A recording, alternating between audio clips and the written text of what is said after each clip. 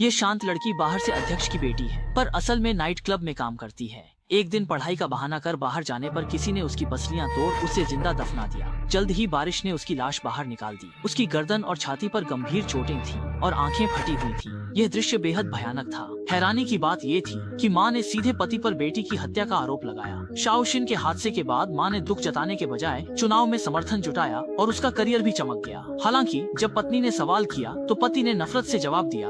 उसने पत्नी जिनशान का गला पकड़कर चेतावनी दी कि इस नाजुक समय में वह कोई गड़बड़ी न करे। पति को सिर्फ अपनी हैसियत की चिंता करते देख लाचार जिनशान पुलिस के पास पहुंची। जांच में पता चला कि हादसे वाले दिन पास में एक सड़क दुर्घटना भी हुई थी। चूंकि उसमें एक वयस्क पुरुष की मौत हुई थी, इसलिए पुलिस ने माना कि दोनों में कोई संबंध नहीं है। शाओशिन का फोन खंगालने पर पता चला कि मौत से पहले वह अपनी सहपाठी मेई लिंग के संपर्क में थी और दोनों ने साथ घूमने की योजना बनाई थी।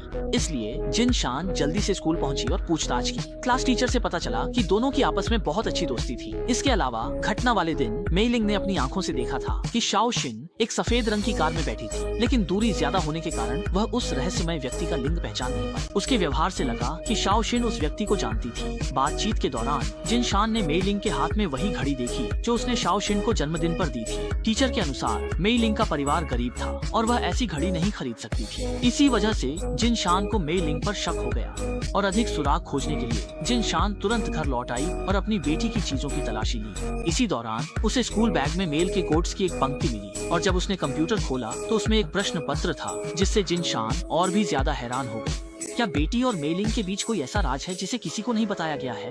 लेकिन जैसे ही वह दोबारा स्कूल जाकर पूछताछ करने की सोच रही थी, अचानक उसे पुलिस स्टेशन से फोन आया, जिसमें कहा गया कि उन्होंने शियाओशिन की हत्या करने वाले अपराधी को पकड़ लिया है।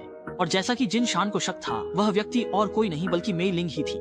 पुलिस ने जांच के दौरान एक बुजुर्ग महिला से पता लगाया कि कुछ दिन पहले उसने मेई लिंग को खून से सना हुआ सड़क पर चलते हुए देखा था और वह बहुत घबराई हुई लग रही थी। इसके बाद पुलिस ने उसके घर की तलाशी ली और घर के अंदर खून से सने जूते की एक जोड़ी पाई। जांच के बाद पुष्टि हुई कि यह खून शियाओशिन का ही था, लेकिन पुलिस के पास मौजूद सबूतों के बावजूद मेई लिंग ने शियाओशिन की हत्या करने से इनकार कर दिया। उसने कहा कि जूतों पर खून के धब्बे इसीलिए हैं क्योंकि एक बार वे दोनों गलती से गिर गए थे और पत्थर से शियाओशिन का घुटना कट गया था, जिससे ये निशान बने। इसीलिए वह डर गई थी कि अगर माता पिता को पता चल गया तो वे डांटेंगे। इसी वजह से उसने मेई लिंग से कहा कि जूते घर ले जाकर धो दे, लेकिन बाद में वह खुद यह बात भूल गई। उसकी गवाही की पुष्टि के लिए पुलिस ने तुरंत शियाओशिन के शव का परीक्षण किया और सचमुच उसके घुटने पर एक घाव मिला, जो देखने में भी गिरने के कारण हुआ लगता था। इसके अलावा घटना के समय वह बूढ़ी औरत 50 से ऊपर की उम्र की थी, इसलिए यह भी संभव है कि उसने रात में किसी और को पहचानने में गलती कर दी हो। पुलिस की अटकलों की पुष्टि के लिए उन्होंने सावधानी पूर्वक मेई लिंग का पॉलीग्राफ टेस्ट भी किया, जिसमें पाया गया कि उसने जो कुछ भी कहा उसमें कोई झूठ नहीं था, इसलिए उस पर से भी शक हटा दिया गया। हाथ लगे सबूत इस तरह खत्म हो